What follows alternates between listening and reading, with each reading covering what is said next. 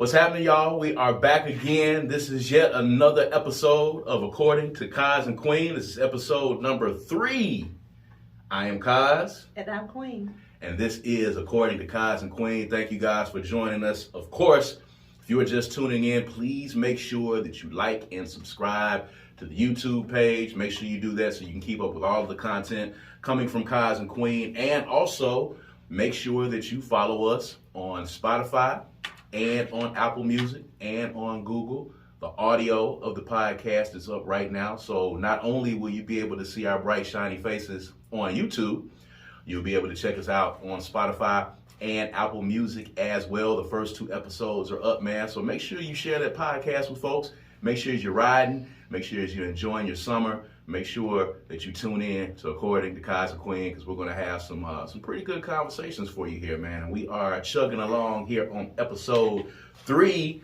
And on this episode, we're going to get into one of those debates. We got a lot of stuff to talk about, by the way. It's a lot of stuff happening in the country that, we're going to address as well. But one of the things that we always talk about inside of our household, my wife, of course, is a singer. She's a vocalist. She has some singing chops and a little bit of a singing pedigree, as it were. Definitely not chopped liver. But, of course, I am also a performer in my own right, and in the music business for over 20 years as Kamikaze.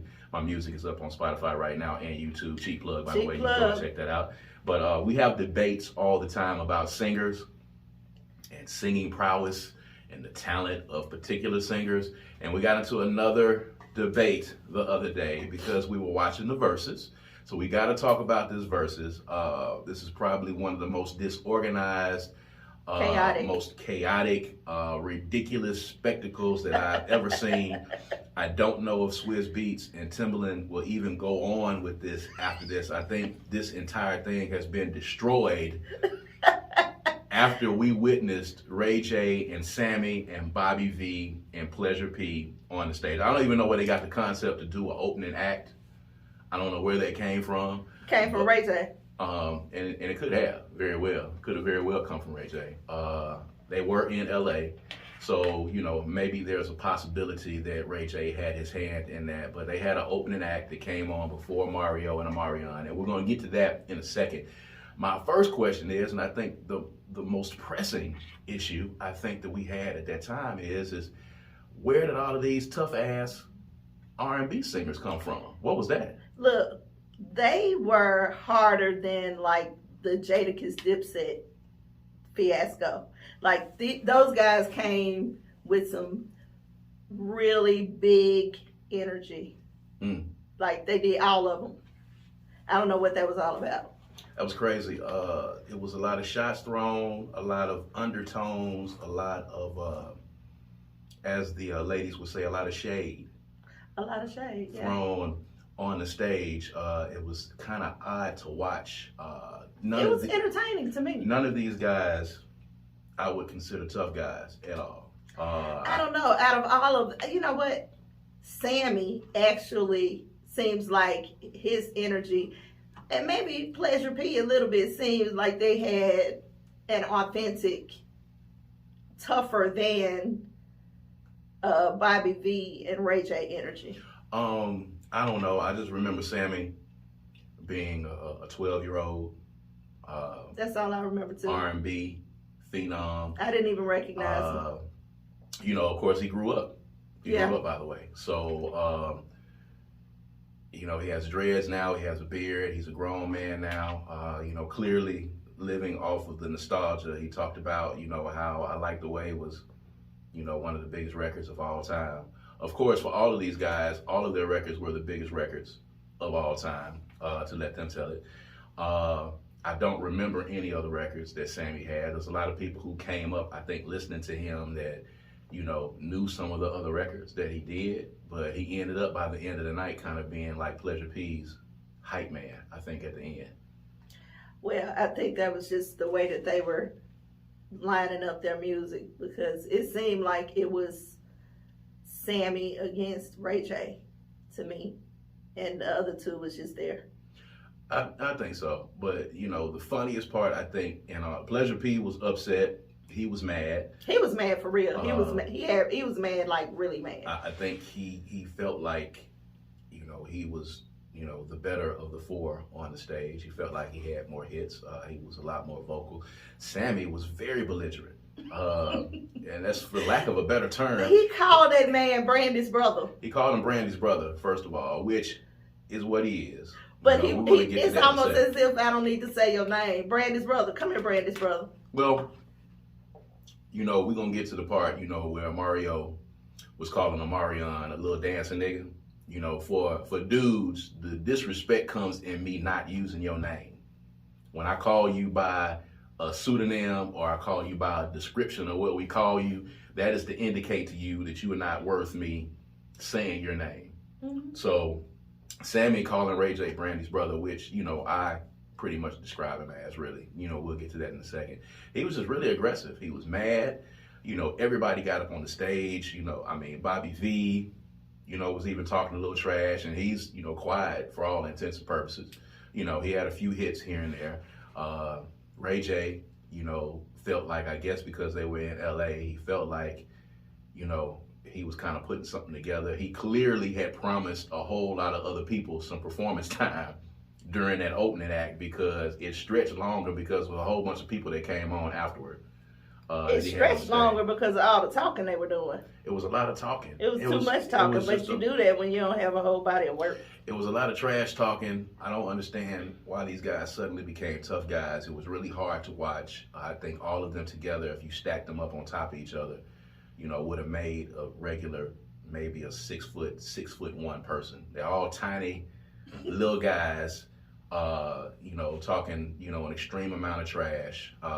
You know, none of them with a current hit that we can talk about right now, not one. But I think what's most important here, and I think for me, it's going to be the meat of this discussion that we're going to get into, is the fact that I, honestly, after this display, Ray J cannot sing, Jeremiah cannot sing. It was an embarrassment. As you saw on IG, Brandy came in and responded on his post. She was embarrassed. The Norwood family was embarrassed. Singers worldwide were embarrassed at this display that Ray J put on. But yet, ladies and gentlemen, the queen herself, in love with the Norwood family as she is, salvaged some type of positivity out of Ray J's performance, saying that, you know, hey man, sometimes it happens to singers. Sometimes it was terrible. It was off key. He made excuses for it. He's just not good. He's just not good. You know, there's a little bit of hate wrapped up in there, I'm gonna have to say. These are facts. We all saw it. You can't say Ray J can't sing. You can say you don't like his voice, but you can't say he can't sing. He can sing. We've heard him sing. Let me stop you there. We have a live body of work that we were able to look at. Now, I want you to remember that I was watching it with you, okay? I watched live TV for his performance, but surely you have heard people who can sing give bad performances.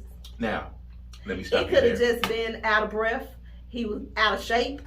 He couldn't hear. Very often it happens where people get under key or pitchy because they can't hear. Omarion complained the whole time that he couldn't hear. I mean, well, he can't really sing that well either, and we're going to get to that in 1 minute. So Ray J does have a dad bod now. You know, he blamed the pitchiness and him not being able to sing on him holding his son several times. He blamed, you know, Omarion blamed the sound guy. He blamed the lighting. You know, it was a lot of blame going around. And as a performer, and as someone in the music business, and as someone that sat in studios, and you yourself, you know the doctoring that goes on inside of those studios. Oh, God. Okay? And I'm just here to say that between Ray J and Jeremiah, I'm telling you, it's some magnificent engineering work that's going on, because when you sing live, it tells the tale. When you sing live, it tells the tale. They sang live, and when it counted, both of them failed miserably. Jeremiah should not get booked for another show ever again in life, ever. And you said he could sing. So I want you to explain to all these people that are watching you and that are listening to this podcast right now. I want you to explain yourself, Queen. I already have. I want you to explain yourself. There were technical difficulties. He couldn't hear. He could not say. Or in Jeremiah's case, he might have been drunk. Or Ray J, period. But Brandy said on her thing, on her post, that he didn't do anything to prepare for this work. He's not like he's singing constantly and he's working his vocal cords on a regular basis. She told him what he needed to do to ready himself, and he didn't do it. She made a special tea for him. She told him to take a vocal rest. He didn't do any of that. He was probably up all night drinking and smoking. Surely you know that those things can affect your voice. That does not necessarily mean that you are without singing ability. Okay. Drinking and smoking, notwithstanding, is true. You add drinking and smoking to very little talent, and you get Ray J's performance. You add drinking and smoking to Jeremiah coming out there, adding with very little vocal talent, and this is what you get at the end of the day. Okay. Will you concur on that? Sure. I think you're still kind of sandbagging it a little bit. I believe what I believe. You believe what you believe. So you're telling me from the performance that you saw that you're willing to go out in a public forum and tell people that you feel like Ray J, Brandy's brother, can sing. I'll put it like this. I would still go to a show that Ray J was singing in if I got a free ticket. Well, a free ticket is much different. If I wouldn't pay for a ticket anyway, unless he was coming with some really good people. He just didn't have enough hits for me to particularly pay for it. He doesn't have but a lot of hits. No. I would go listen to him sing. If he came and it was free, I'd go. Jeremiah, I wouldn't get up out the bed. Right. They couldn't give me a free ticket to Jeremiah, or I don't know who they could bring with him that would make me. His inclusion in anything would make me not go, in addition to other people. Jeremiah sings the song Bed, right? In the bed? Yeah. No. Is that him? That's him. Yeah, I think so. Something about the bed? Yeah. Bed. And even that I just did just then, that sounded better than Jeremiah sounded. He may actually have some studio work on his voice. Absolutely. And Ray J probably does too, but he still can sing. I don't know. He has a voice. You have a voice. Everyone in the world has a voice. He has a voice. Everyone has a voice, and we urge you here at According to Kaz Queen to use your voice as you see fit.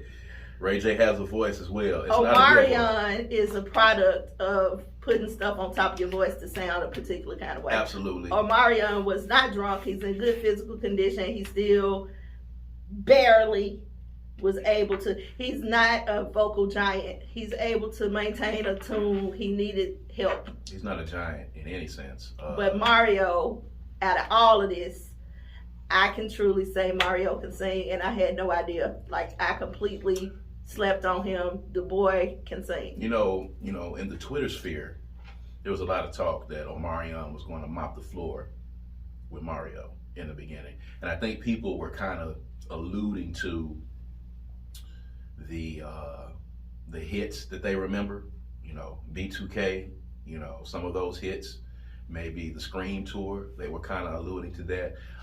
It wasn't close by any stretch of the imagination. Was it close? It wasn't close. Mario mopped the floor with this guy, in addition to talking bad to that man the entire time. Talk bad to him the whole time. He talked awful to him. I think people took Omarion's ability to bring a good show into their consideration for mopping the floor with Mario. Yeah. But that he didn't have a whole lot of hits. I expected some hits. There were a couple here and there, but he really mostly was just giving you a lot of dancing, and that's what you do when you can't stand up to or can't go toe to toe with the singers.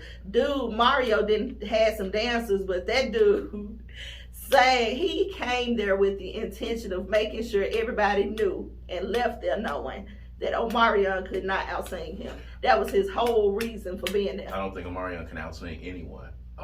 I think after a while, Mario told his dancers that y'all don't need to come back out here anymore. Because he did have dancers at first. He did. That's likely. First 2 numbers they came out. I think he gave them the night off after he saw Omarion was tanking. He called that boy O'Melon. Called him O'Melon. As a lady, let's just talk about it. We were watching it in real time. Let's talk about the watermelon. Well, let's just keep it real. I mean, Mario Omarion may not be the best singer, but he hot. He's sexy. You like that? The watermelon thing was pleasing to me. I enjoyed it. You liked it? I enjoyed it. It didn't go over too well. I really hoped he had done a little bit more with watermelon, but he seemed to lose his enthusiasm a little halfway through it. I don't think it went over like he wanted it to. I think the crowd was not really into it.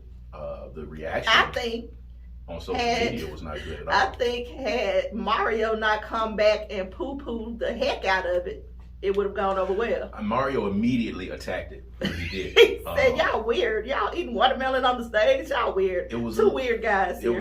He did. So he poo-pooed it. He ruined it for him. I did not know. It's kind of like 50 Cent doing Ja Rule. I did not know that Mario had this kind of joning in him.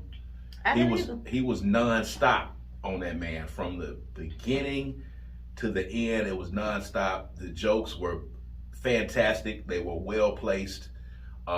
They stung.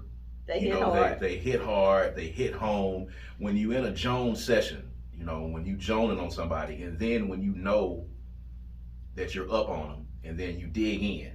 There was a point there where he realized that I'm winning this, and there's no way for this guy to come back. And then he dug in and he doubled down. When Jeremiah came on stage, and he was in the back like, oh my God, oh God. Oh my God. You're bringing people out here that's singing off key? Like he was like literally, he had no filter. He did not. The one that got me though was when he went over there and Debo Tank's performance. He just went in, excuse me, got in between them fellas. Sang apart, walked off. And Omarion was like he didn't do anything. Tank was like, are you going to pinch him? Are you going to do anything? And then he came in. Then he had, of course, to add in because now, Omarion, you have brought me out here and embarrassed me. So now I got to say, it ain't my verses.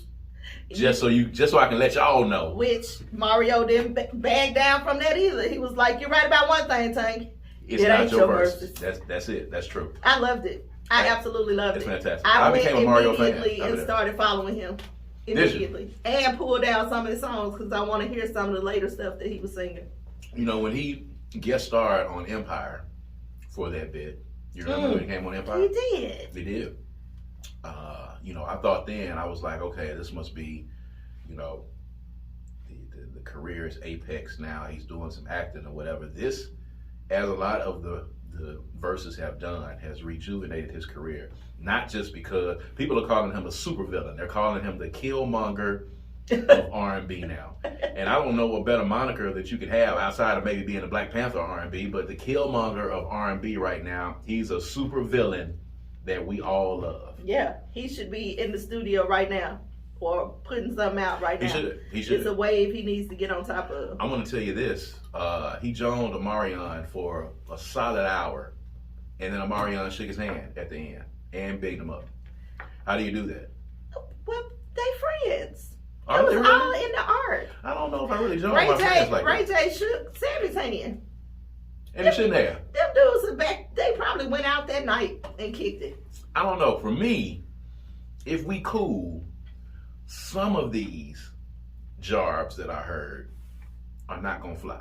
Well, Omarion is elevation minded. He is not really trying to get involved in that. You saw him when he get his incense so he could smudge them away. It didn't work. I mean, so whoever gave him that incense, your sales should be going down exponentially because it didn't work. He tried to smudge the stage, and he got smudged immediately afterward by Mario. It wasn't a good look. He tried everything he could try. He tried all the dancing moves. The man tried watermelon. And he even came out at the end after saying once before that he would never perform an R. Kelly written song. You didn't know that he said that, did you? I didn't. He said that we would never perform any of the R. Kelly written songs we have, and he ended the show with bump, bump, bump. Let me just say, the fact that he ended his entire show with a B2K song. There you go. That was a little off-putting. It was off-putting. It like you done went your whole career, and this is your best of your best. This your best. I'm giving you the best. This is the best I got. And it's B2K, and then them dudes on Twitter. They let into them. You got served and played the thing from Temptations. Ain't nobody come to see you, Otis. They don't really like each other. They don't like each other. That was a horrible falling out. And then Omarion comes back and says, y'all have always been praying for my downfall. Go get you a job at UPS. Like there's some real, like the energy was real, like it's tough. Shady and negative. Well, truthful, because none of the other ones are working. Lil Fizz's claim to fame is sleeping with somebody that Omarion slept with. He was on Love and Hip Hop. J Bug was on that too. He was on All American. Who? Fizz. You know, remember when he was hosting the show? Oh, he was for like an episode. It was 2 episodes. He was on there for 2 episodes. He was bad. He was a bad guy on there. And he was a bad guy on there as well. And the raps were not good either. It was decent, but you know, I felt like somebody wrote that for him. J Bug, sure. Raz B, you know, does really weird stuff. J Bug, I don't see him doing anything. I think he's producing. Really? I think he was on some show, Love and Hip Hop or Hollywood or something, and I think he was producing because they were trying to get Ray J to be on a tour to stand in as a person on B2K. They were trying to Johnny Gill Ray J? So I guess he would have been standing in for Omarion, actually. Oh, that wouldn't have worked. I did not know that happened. First of all, they didn't bring... And it could have been just for the show, but it was something they were discussing on the show. When Johnny Gill came in to do Audition, he wasn't coming in to be the lead singer. Okay? He was coming in to be an accoutrement and an addition to Ralph being there. Keep it real. Let's keep it real. He was coming in to help vocally. He was coming in to fill the slot Bobby left over, which meant that he was second lead. Second lead, but not first lead. You talking about Ray J is supposed to come in and beat Omarion in this particular instance. I think so, yeah. Or maybe he was going to be the other guy, the rude guy. You can't replace the lead singer. Well, you know, these other 3 guys were not lead singers. They were not. They needed somebody who could be a lead singer. And now that we say this now, if this is actually, and I'm going to go get some history on this, Ray J was their choice for lead singer? On the show, The Ray J that I saw the other night. Yes. He was going to lead Ray J can sing. Now he is out of shape and they might not want him to sing and dance, but he can give you a good ballad. Have you heard his songs? I've heard the 2 that people listen to. You heard, I wish. Yes, I heard that one. And I heard, sexy, can I just find him a man? Hey, keep going. That's it. That was it. That's all of it. I love that song. It's okay. And Young Berg was on that song. He had a Young Berg sighting, a Young Berg appearance. And who cares? Nobody cares. Actually, cares. He's made himself into a very, very big producer. He's one of the biggest producers in the game right now. He was able to, reinvent himself. So, shouts out to Young Berg in that fashion. Shouts out to Young Berg. We good? We good? The video still playing? We good? Okay.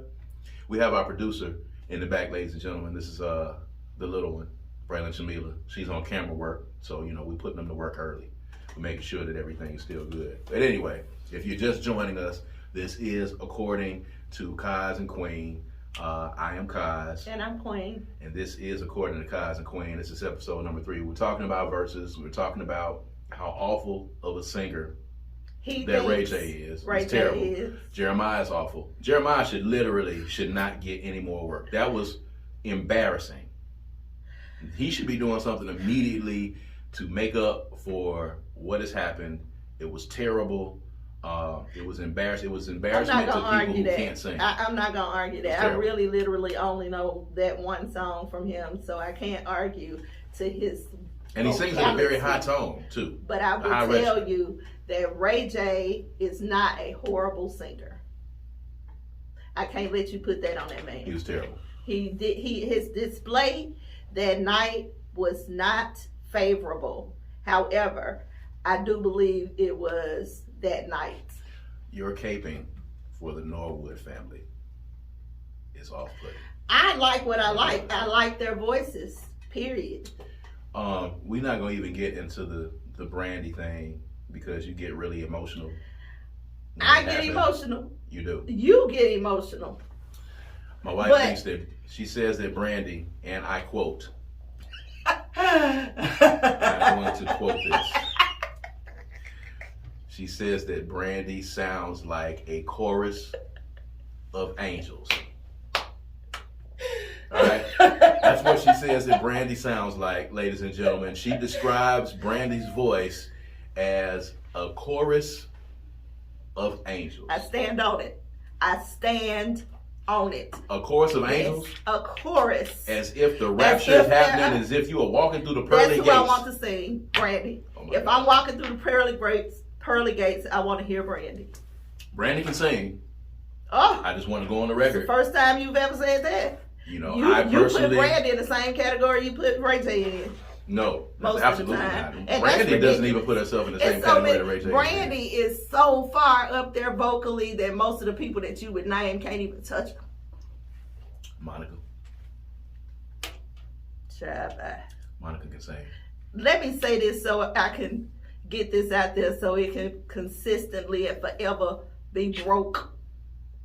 Okay. Monica can sing. Well, that's it. Boom. Period. Brandy can sing. Boom. It just depends. Their vocal talents, what they bring, is so drastically different that they only are measured against each other because they came out at the same time, at the same age.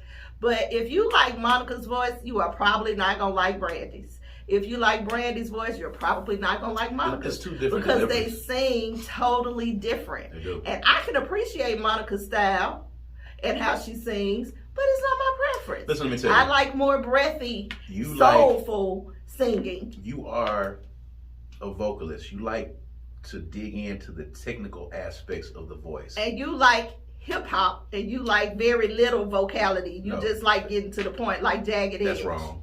That's wrong. Jagged Edge. Jagged Edge, first of all, may be the greatest quartet to ever sing in R&B. First of all, that's ridiculous. We're gonna put a pin into that, and we're gonna come back. Listen, Boys to Men ain't better than Jagged Edge. Slightly, only by edge, and I'm gonna tell you why. Oh my God! I'm gonna tell you why. These are things that happen when you start considering divorce. Because this is ridiculous. Jagged Edge. I'm sorry, baby. I didn't mean that. That was a joke. Lord have mercy, baby. That was a joke. TLO back there like, what? No, that's a joke. Jagged Edge does not in any way, shape, or form come anywhere close to, near, around the corner, up the block to Boys to Men. Listen, I'm not going to argue with you too much on that. I know you're not because you know better. They got one consistent song that they changed the title of. But let me tell you this. Your bibbity bop hip hop explanation that you tried to poo-poo my knowledge of, sonic clarity in music. Okay, I'm not going to let you get away with that. A. B. Sonic clarity? Yes. See, that's a term that you might not be aware of. I don't know what it is. Monica, for me, I like singers that sing with emotion and feeling, and they give me something that I can feel. I like vocalists who do that. Brandy does that. No, she does not. No, she does. Brandy ain't been through nothing. Brandy ain't been through nothing at all that's gonna move me at all. She was involved in a vehicle accident. She ran into somebody and she killed somebody. Yes. I'm not talking about that. What song did she put out where she was talking about killing somebody? Oh, she put out a whole album. Talking about the accident? Talking about her emotional experiences as a result of that. Which album was that? I don't remember the name of it, but Departed is on it. So one of my favorite songs. It wasn't really that memorable for you because you don't remember the name. No, it's just so many albums that I would have to actually go and look at the cover to see which one it is. But she has a plethora, like a ton of work. So I have to look at it to see which one it is. We know that she has an extensive body of work. A bunch of work. We're clear on that. A whole bunch of work. She didn't take time off to go visit people in jail. She's actually been working on her craft the entire time. So outside movies, outside of Broadway, the accident where she killed someone outside. Personal issues. Lying about the pregnancy for that amount of time. That's something she went through. It is something she went through. Monica has been through a whole lot. She done lived raw. She lived rough. She lived rough. Why? Because her baby daddy went to jail. And she had another one that died. Okay? That is rough. And she got the love of her life that is incarcerated forever and not getting out of jail. That's rough. But you're not going to measure how people deal with their stuff to say that they done been I'm through. just saying that I want, in my R&B, I want some. You like Mary J. Blige, right? I think she's cool. I don't think she's a singer. That's what I think about Monica. I mean, we can. What about Fantasia? Do you like Fantasia? Fantasia, yes. Fantasia been gone. She done gone through it, and I feel it. I feel it when Fantasia. Do you like Kelly Price, Kiki Wyatt? Feel it in my soul. Kiki, I feel it. Kelly Price, a little bit. What? A little bit. What about Faith Evans? Faith is nice to look at. Did you say Okay, let me retract that. Hold on a second. Hold on. Faith has been through some stuff as well. So you need them to go through stuff to determine if they have vocal ability. I won't say that, but I need to feel something when I'm listening to you. You don't feel it. I think what you are trying to say is you need to be able to relate to what they're singing about. Maybe that's what it is. You relate to Brandy, and I relate to Monica. It's a matter of preference. Monica's songs with Brandy, I love them. I absolutely love her songs with Brandy. She murdered her on those songs, by the way. Murdered her. It's not even close. She made a good appearance on The Boy's Mind? We Belong. How many songs they do together? They got 2. The second one, I can't even think of the name of it right now, but the second one, she made a good appearance. And I'm going to tell you as well that Monica on The Boy's Mind evolved and was mature and rose above the beef, and Brandy continued to stew in it. Would you agree with that? Brandy stewed in it a little while. I think you might be right about that part, based on when they did their verses together. I think Brandy has been in Hollywood so long that she has adapted this fakeness to be able to kind of maneuver through. It's a fakeness. That the ATL in Monica is not going to let her fool with. There you go. And I think when you talk to people about Brandy and Monica, I think that is what the argument is. Brandy comes across as a little bit polished and contrived, and Monica is being real.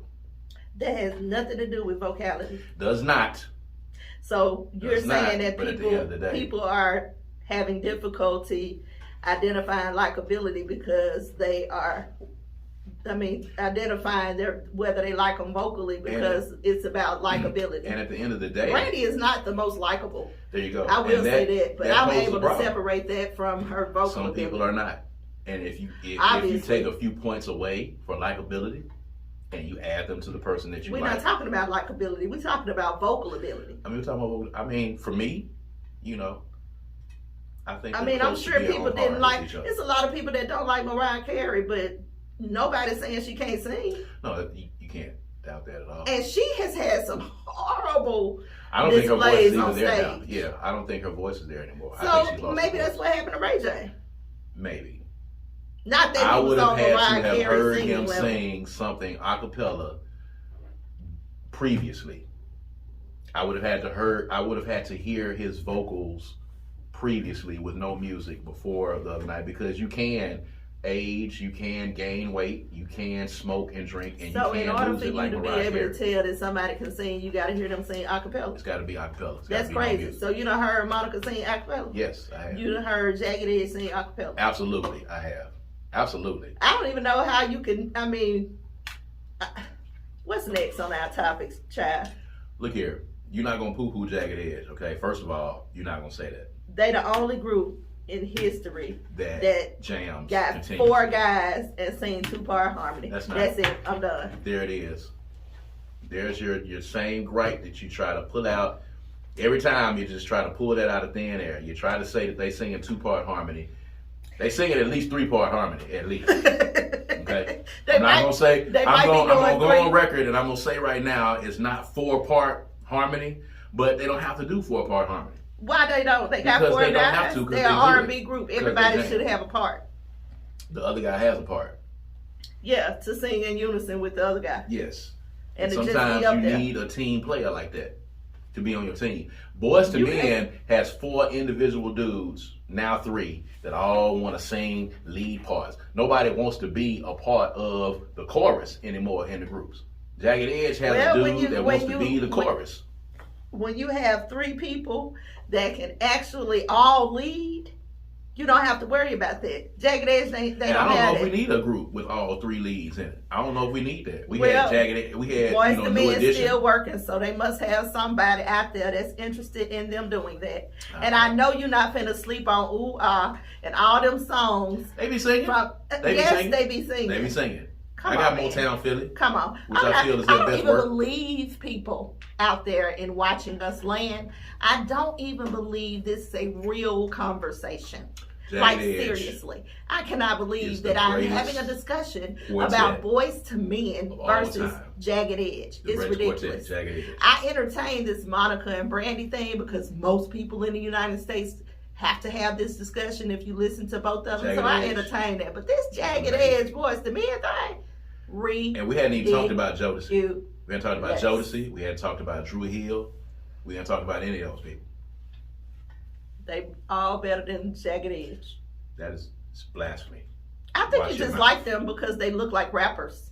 That's not. You know, you keep using it all the I time. think You know, that's you what have to it stop is. using the "they look like rappers." I think that's what it thing. is. You got to stop doing It's the hip hop touch that you are attracted to. That's cliche. It's true. It's cliche. It's gotta be Anything true. else is It's cliche. gotta be true. I don't know. What's Anyway, next? What's next? Ray J can't sing, and neither Lies. can Jeremiah.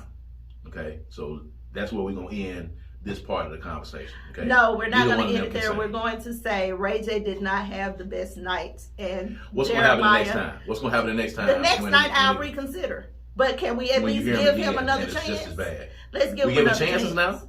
They get chances? Yes. He's You're been out a for years. We performer. giving him I'm chances sure now? you bombed on a couple of nights. He's bombed on a lot of nights. I'm talking about like. you. Have you ever bombed on stage? No. I bombed in the booth. Listen, I bombed in the booth one time that I will admit. What on earth causes you to bomb in the booth? I was bad because I didn't really want to do the song. Huh. And I gave a half-ass effort. So it sounded bad? The Firewater Boys remix is my worst verse I've ever done. Ever. So it was a bad verse. It was a bad verse and it was a bad effort that I regret to this day that I did not give my best on. It's the verse that we hear? Yes, the verse that you hear Oh. on the song. So I'm talking about live performance. You've never given a bad performance. Oh no, I don't. But think you've I've ever seen given a bad some from performance. people who I've are seen actually some. good. I personally have never done one. I don't even know what that is to give a bad performance because I rehearsed ahead of time. My live performances have been amazing. I don't know. It's probably different for rappers and singers. Maybe it is. I've had some moments when I was hoarse and had a very hard time. Have you ever tried to get on stage after a night of ridiculous partying? Yes. That did not have any effect on your performance. The partying didn't have any effect on my voice. Weather, cold, and being on tour and going 2 or 3 nights in a row. Fatigue. Weather, cold, and fatigue on my voice. Well, singers, I lost think they have to do a little bit more taking care Tell of me their what voice. Ray J was doing the week beforehand, because he ain't had no shows I don't know and he what wasn't was recording no doing. records. What was he I'm doing? sure he was smoking and drinking though, but I don't know that for a fact. He probably did though. But 'Cause his he wasn't energy busy might have doing just anything. He wasn't his making energy songs. might have just been off because it was so negative on the stage. It was negative towards him. Did you see the part where they did the 3 of them sang the chorus to his song and left him standing on the side? Did you see that? I did. They weren't even taking him seriously. They were not even with each other, but for that one moment, they would join in unison to join him. Were they trying to join him? Yes, they were. They were intentionally I don't trying know to. if they were intentionally trying, but when they did it, he was just standing there looking at him. He took it like that, but I don't think He should have taken it like that. I think they he were should have took the whole enjoying thing the as song. disrespect for him and his person, as a staff, record label, as a family. The Norwood family should be embarrassed. If you're listening to this right now, and if you're watching this and you're in Macomb and you're related to the Norwoods, you should be embarrassed. Ray J said he's from Los Angeles. Yeah, he's from Macomb, Mississippi, and he knows it. And it's because of stuff like that that he gives performances like he gives, because he won't claim Macomb, Mississippi, because that's where he's from. That's where he was born, and then he went to L.A., okay? And because he does not claim it, that's why he had the performance that he had. Okay, baby. So there's that. Anyway, we're going to move on real quick. We got to talk about this before we get out of here, because this is very important. You and I both have similar views on this, so we're not going to stay on it too long. But as a woman, I want you to speak on it. Roe versus Wade was overturned by the Supreme Court on last week, and it's been the hot topic for 4 or 5 days, and a lot of people are really down about it. A lot of people are really upset about it, and then there's a contingent of the nation, of course, that has been applauding them overturning this, major piece of this major law that has been on the books for quite a while. But as a woman, I kind of want to get your thoughts on it. When you heard that Roe versus Wade had been overturned, what were some of your first thoughts? My first thought was, well, damn. Yeah. My second thought was, this is the beginning of the end. And my third thought was, so what do we do? Right. Because this is no longer about just women's reproductive rights. This is about human rights, because they are going back to find laws that directly put all the power back into the hands of rich white men. Right. And take away the rights of everybody. And you got to know that they started with women, but they are actually coming for African descendants, Black folks. descendants of Africa, black folks. That's who they coming for. And that's what's next. So I've been dealing with just trying to figure out what to do with the emotion attached to it, because it's not like I'm surprised. Right. Not surprised at all. They've been working on this. This is actually very typical USA stuff. I'm not surprised by it. What I am concerned about is what it's going to take for there to be an actual revolution. Because that's the only thing that's going to change this. If we sit around and just wait for things to take their course, or if white folks done after they get through with whatever they're going to do about abortion. They done. So then what you going to do? I don't think so. Because what else they going to fight for? You think they're going to fight for us? No. When white folks get done with abortion, they're coming after. No, I'm talking about as in fighting back. Fighting against the system. They fighting against the system now because it's women's reproductive rights. Right. But when it's directed specifically to black folks, white folks gonna fight for that? We have a common ground with abortion. That has yet to be seen, because we know that they're coming for gay marriage. We know that they're possibly going to come for interracial marriage. We know that there's a possibility that they're going to be coming for contraception. There's a possibility that they're going to be coming for, Plessy versus the Board of Education, Brown versus the Board of Education, separate but equal. It's a lot of things that, they could possibly be coming for. And yeah, it's scary, because when they come for those things, some of the white folks who are fighting so hard and so mad because Roe versus Wade has been overturned, they're going to go silent when those other things happen. Which is really scary, because if they put black folks' voting rights back on the block, or they put gay marriage back on the block, and I think if gay marriage happens, I still think you're going to see I think you're going to see solidarity. It's, Brown versus the Board of Education, Plessy versus Ferguson, interracial marriage, those kind of things that particularly affect black folk, that you're going to see people suddenly go silent on. If it's gay marriage, and if it's, abortion, you're going to see solidarity across the board. But what happens when those things are not on the table, when other things are brought to fruition. And let me just say this, it's very important because, a lot of us don't vote, and a lot of us brag about not voting, and a lot of us talk about why we don't vote and we don't participate in the electoral process. But this is what happens when you don't participate. This is what happens when you don't actively be a part of the process, because now we had a president in place that made sure that there was a majority of conservative justices on the Supreme Court that caused this to be overturned. And that happened in the last election when Trump was voted in. Luckily Biden was able to replace one, is going to be able to possibly replace two of the justices. But who knows what happens after that happens. The president is the person that ends up appointing those people that are on the Supreme Court. The Supreme Court are ultimately the people who, make the laws or overturn the laws. It's very important that we're a part of the process, because now we see what happens.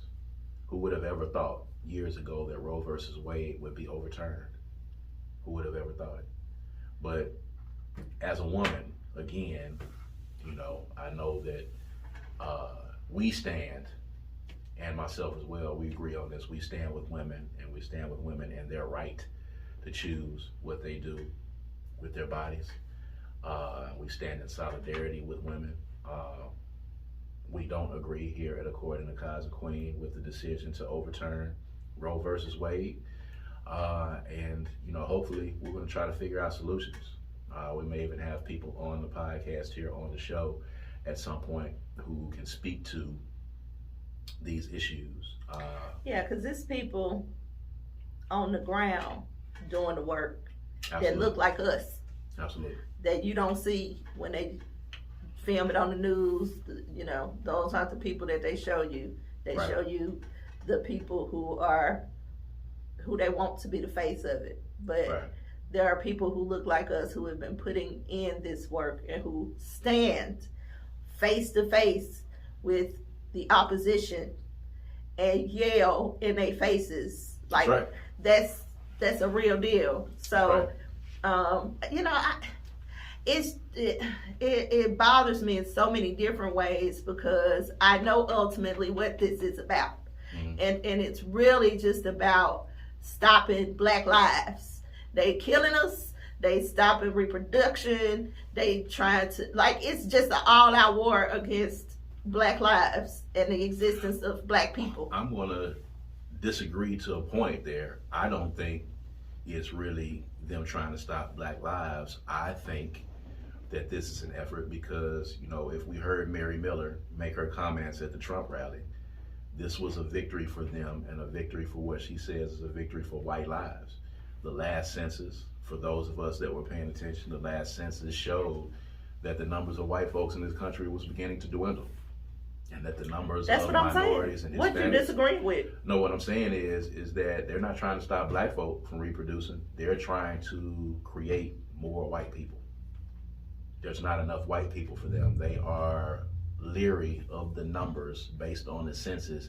They feel like the numbers of white people are dwindling. This is an effort to keep replenishing those numbers. It wasn't a problem when Black folk were getting abortions. They didn't have an issue with that. I don't think it was a big deal. I think it became a problem when abortion became a white issue or a majority white issue, or that white folks began having abortions at the same clip that they felt Black people were having abortions. You think that makes sense? Mm-hmm. It's wild all the way around. And it's tough because Christianity is but one of thousands of faiths and religions that are practiced around the world.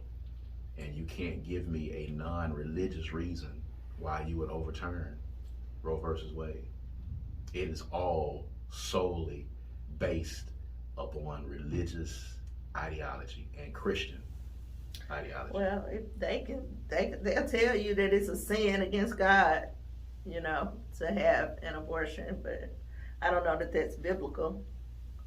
I don't know if it's biblical. I don't, if it's not biblical, it's definitely not something that was created by the people. If you're still using God, there's supposed to be a separation of church and state. What about the people who don't practice Christianity? Oh, that in the southern states, that's law, huh? That's a wrap. Like, that's not even possible. That's not how these states operate at all. I know it's not like that in Mississippi.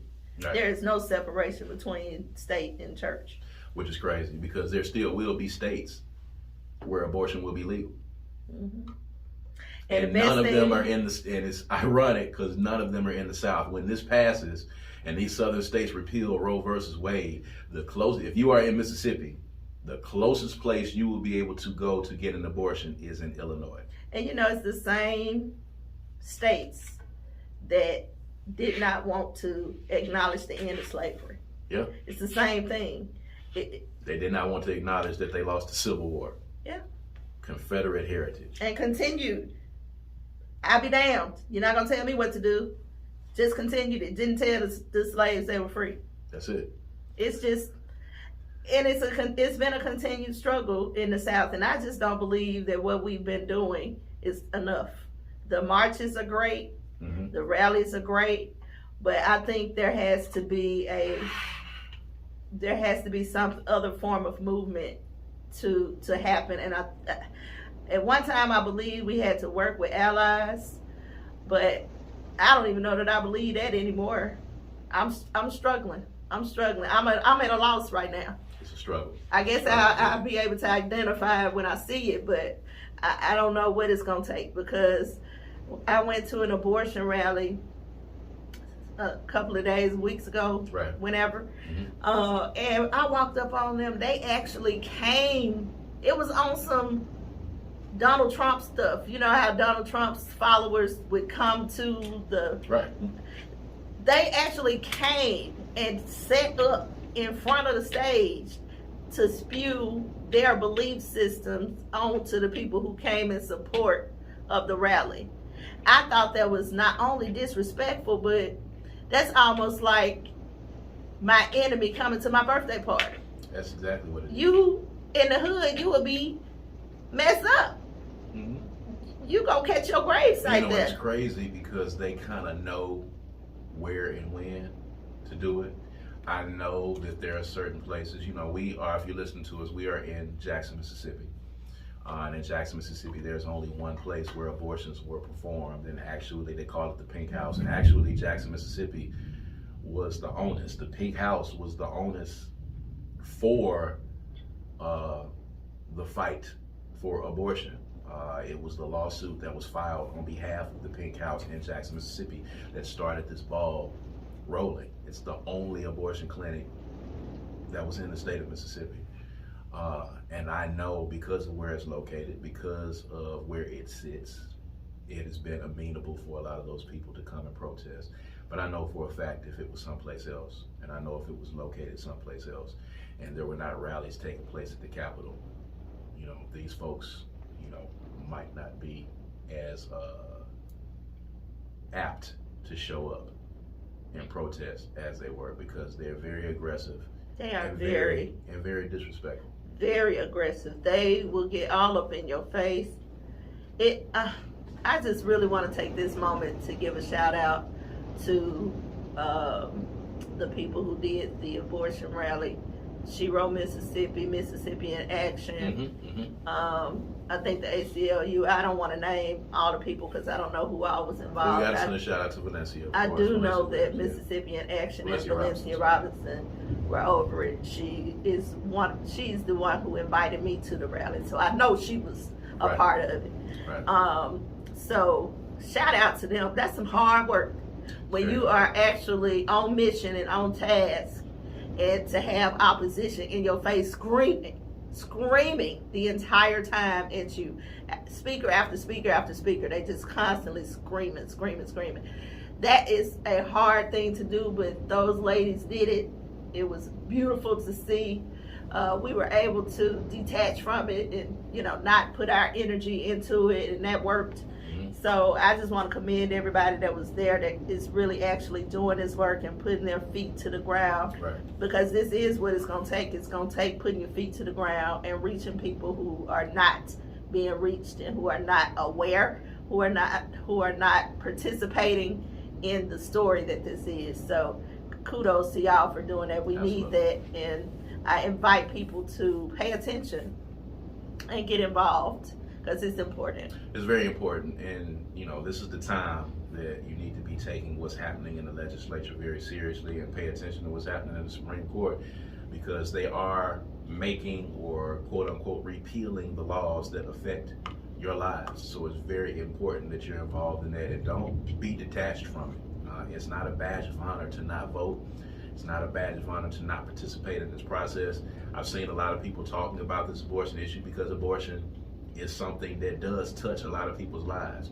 And we shouldn't wait until it's something that touches us personally before we get involved, because every issue touches someone personally in some shape, form, or fashion. So, and if they taking rights away, they're going to take all of them. that's it. They starting with this one, but they're going to take the rest of them too. So if you enjoy being able to make your own choices about your life and living somewhat free-ish, then it's one right is not above the next right.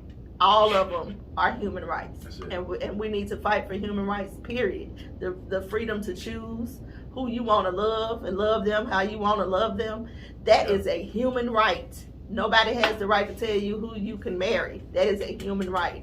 Just like nobody has the right to tell you what to do with your body, how to handle your body, how to handle your vajayjay. Nobody has the right to do that. Not your husband, and damn sure not somebody making laws up in a big building in the capital city. Like that is your right. Men should not be making laws that affect women's bodies, period. And we stand on that. We stand on that. And with that, we're going to end and wrap right there. And we appreciate y'all for joining us. Of course, we're going to be talking about all things, pop culture and politics involved. So there's never any idea what we're going to sit down and talk about. We kind of have a loose, idea of what the conversation is going to be about, and then it kind of just goes from there, man. So we appreciate y'all for joining us and appreciate y'all for being a part of this conversation. Of course, all right, I am Kaz. And I'm Queen. And this is According to Kaz and Queen, and we're going to holler at you guys next time, all right? Peace and power.